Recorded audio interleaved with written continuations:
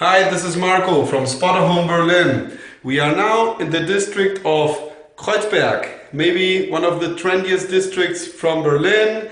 It's famous for its multicultural lifestyle and alternative bars and restaurants. There are restaurants from all over the world, mostly Turkish. The Turkish market is 5 minutes foot walk away. And Cottbus Tor with metro station as 3 minutes foot walk away, so we are very well connected and there are lots of action going on. So let me show you this studio in a shared apartment. The studio is fully equipped, it has its own kitchen and bathroom. So this is the bedroom. Let me show you this spacious bedroom. The owner mentioned in next week a desk is coming and shelving, so some mobiliar. By the time you move in, it will be equipped. This is the balcony.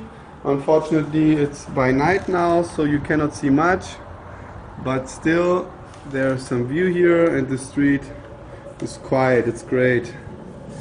So this is the bedroom from another angle. Okay, big heating unit, and as I mentioned, there is kitchen, small kitchen here with a small electronic oven and sink.